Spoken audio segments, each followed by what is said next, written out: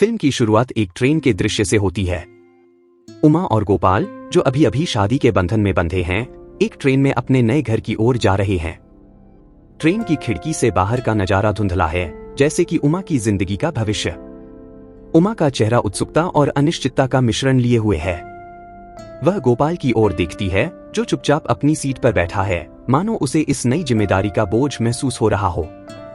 दोनों के बीच बातचीत कम है और यह खामोशी ही कहानी का पहला रहस्य बनती है।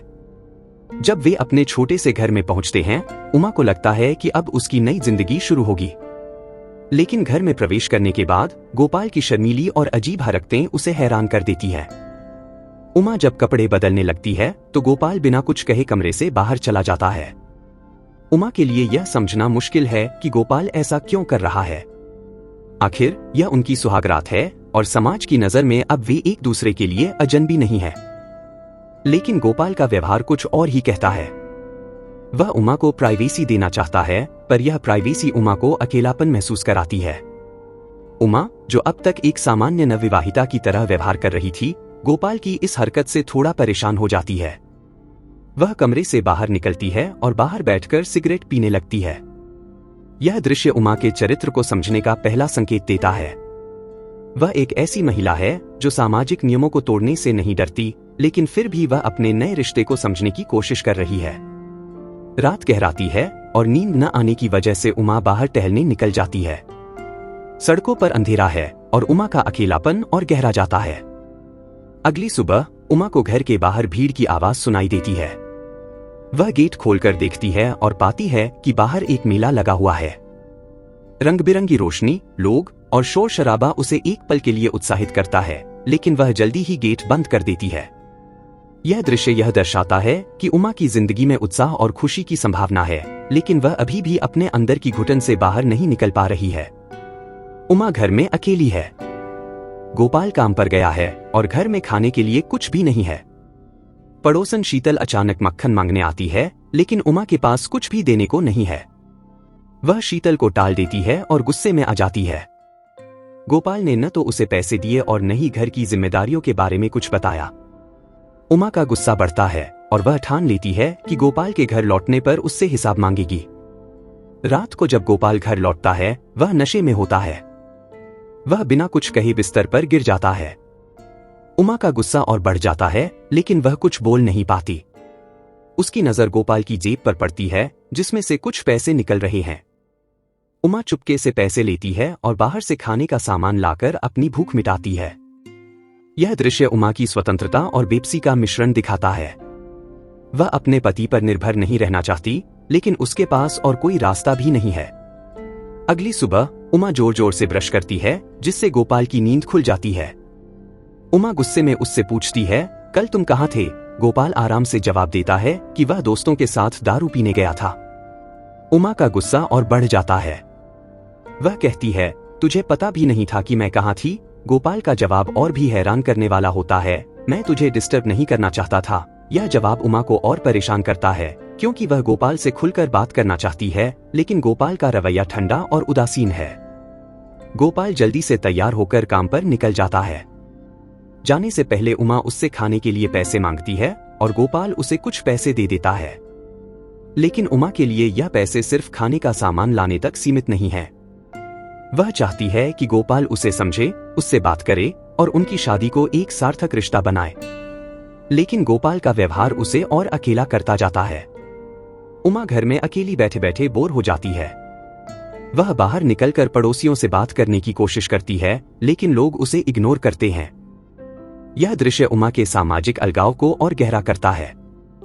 वह एक नई दुल्हन है जिसे समाज में स्वीकार किया जाना चाहिए, लेकिन लोग उससे दूरी बनाए रखते हैं। उमा बाजार जाकर घर का सामान लाती है, लेकिन उसे खाना बनाना नहीं आता। वह पड़ोसन शीतल से चाकू मांगने जाती है और शीतल उसे एक बड़ा सा चाकू दे देती है। उमा उस चाकू से सब्जी काटने की कोशिश करती है, लेकिन उसका अनुभवहीन होना साफ दिखता है। रात को जब गोपाल घर लौटता है, वह देखता है कि उमा के हाथों में आटा लगा हुआ है और वह आटा गूंथने में नाकाम रही है। उमा हताश होकर कहती है, मुझे खाना बनाना नहीं आता। गोपाल उसका हाथ साफ करता है, लेकिन उसका व्यवहार अभी भी ठंडा है। रात में जब उमा गोपाल के साथ इंटीमेट होने की कोशिश करती है, गोपाल सिर्फ हैंड शेक करके सो जाता है। यह दृश्य उमा की निराशा को चरम पर पहुंचा देता है। वह चाहती है कि गोपाल उसे समझे, उससे प्यार करे, लेकिन गोपाल का व्यवहार उसे और अकेला करता जाता है।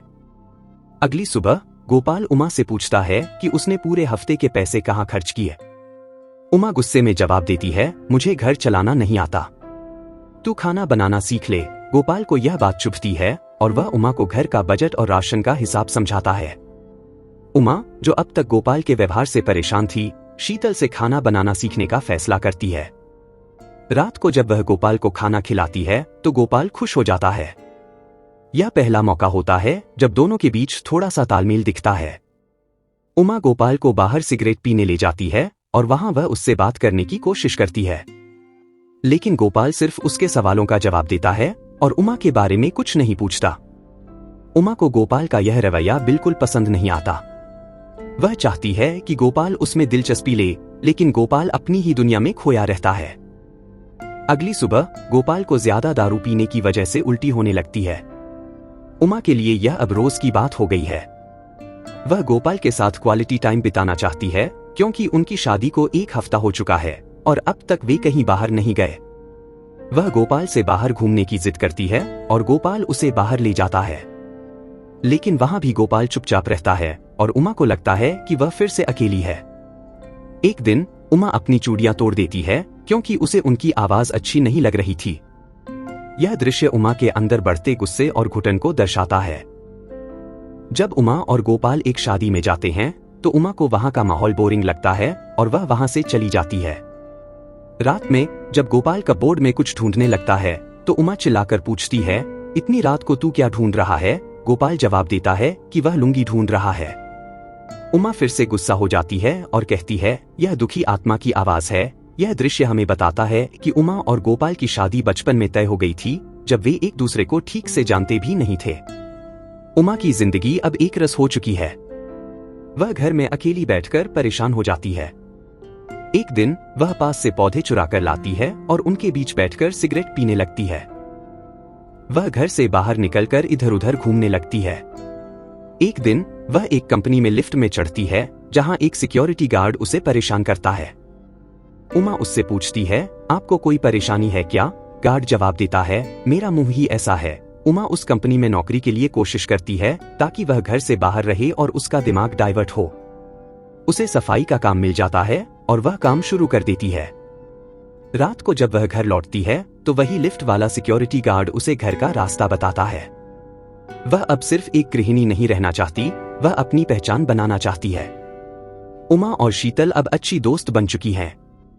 एक दिन शीतल उमा से पूछती है, तेरी शादी कैसी चल रही है? उमा जवाब देती है, हम दोनों बचपन में एक दूसरे को जानते थे और अब फंस गए हैं। शीतल को उमा पतली लग रही होती है और वह पूछती है, तू पतली क्यों लग रही है? उमा जवाब देती है, मेरा पेट खराब है।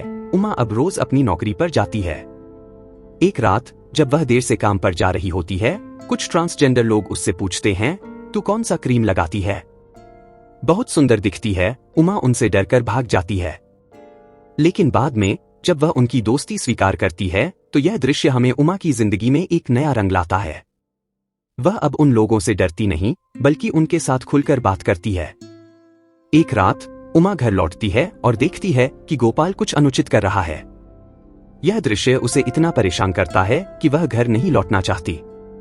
वह कंपनी में ही रात बिताती है। अगली सुबह जब वह घर के लिए निकलती है तो ट्रांसजेंडर लोग उसे अपने पास बुलाते हैं। उमा अब उनके साथ दोस्ती कर लेती है, लेकिन उसकी मानसिक स्थिति बिगड़ती जा रही है। उसे अजीब अजीब आवाजें सुनाई देने लगती हैं और वह ठंड में भी कंबल ओढ़कर घूमने लगती है। एक रात उमा को कान में तेज दर्द होता है। वह डॉक्टर के पास जाती है जो बताता है कि उसके कान में कोई समस्या नहीं है। उमा घर नहीं लौटना चाहती, इसलिए वह रास्ते में ही सो जाती है। अगली सुबह जब वह घर पहुंचती है तो गोपाल उसका इंतजार कर रहा होता है। वह उमा की हालत देखकर चिंतित हो जाता है। वह उसे बाहर सिगरेट पीने ले जाता है, लेकिन उमा अचानक गालियां देने लगती है। एक दिन उमा काम करते समय बेहोश हो जाती है। जब वह होश में आती है तो वह अजीब हरकतें करने लगती है। रास्ते में उसे एक बकरी दिखती है जिसे वह मारकर उसका खून पी लेती है।